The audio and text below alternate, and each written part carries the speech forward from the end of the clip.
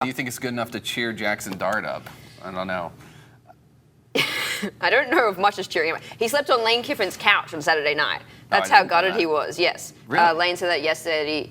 Jackson spent the entire night at his house, just devastated, slept on the couch. Not many quarterbacks, I think, would be doing that. Not many quarterbacks have that close of a relationship, I think, with their head coach for starters, but then let alone that's just how gutted he was. Their whole season has been built around trying to make the playoffs.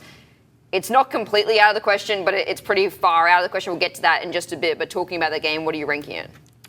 I would say that it's just as far as expectations, it's a 4 out of 10. I mean, it was terrible. Florida played really well, and this Florida team with DJ Lagway really playing to his true potential, being a true freshman as well. He really shocked that Ole Miss defense a couple times, and this Ole Miss D-line that has dominated so many teams throughout the season didn't really do much, and Florida was able to hold their own. I mean, they got a couple pressures on DJ, a couple sacks here and there, but not really big impact plays from the defense. They got that one interception that they were able to capitalize on, but really what it came down to was you have a missed field goal and 2 turnovers on downs in the red zone. And so, yeah, you go 0 of 3, and then you lose the turnover battle 3-1. And so, yeah, I would factor that out to about a 4 out of 10. And then Jackson Dart, up until those interceptions, I would give his performance like an 8 out of 10. And it was really, really sad to see that. I mean, we saw him throw that first interception. Then I thought it was bad coaching by Florida to not get a first down. I mean, they basically ran it into the gut for 3 downs and then punted. Ole Miss was able to gain a little bit of ground back, and then Jackson Dart throws one interception that's dropped. It wasn't a terrible throw. It was hard for him to catch it, the DB to catch it. And then you've got him throwing his helmet into the sideline. And somebody and I were talking about it today, the beat writer for the Memphis Tigers for the Commercial Appeal, Jonah Hill.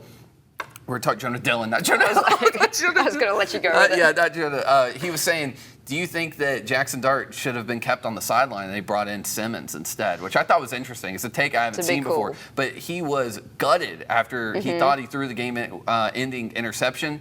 And then you saw what kind of happened where it seemed like the receiver ran the wrong route. Jackson saw it at the last second. And instead of throwing it to the sideline, he half-armed it. And, yeah. Well, that's my thing is, obviously, Ole Miss want to win that game.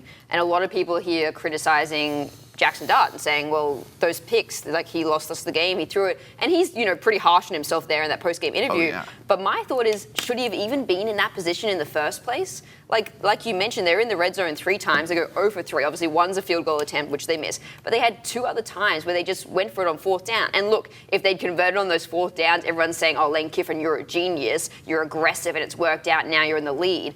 But if they'd gone for it on those 2 attempts, then that last drive where they wouldn't even be trying to tie it up. They'd be trying to get into a position to kick a field goal and go ahead if they'd made those earlier field goals when they attempted them. But instead, they went for it on 4th down, didn't convert, and you put your quarterback in a really tough position there, as well as the rest of the players. And they just, on offense, they just weren't playing that good. They had 6 drop passes, which is pretty high. Like he was, like you said, high. Jackson was playing really well. He was putting them on a dime for a lot of players, and they weren't picking them up. On top of that, season high 3 turnovers, 3 of 13 on 3rd down, but they did still outgain Florida by 120 yards. Yeah. So it wasn't like they had a bad performance. They just couldn't convert where they needed to, and it questions whether the coaching decisions were right in those moments. And look, this is Monday morning quarterback, right? Like we're sitting here saying, oh, maybe you should have done this, maybe you should have done that.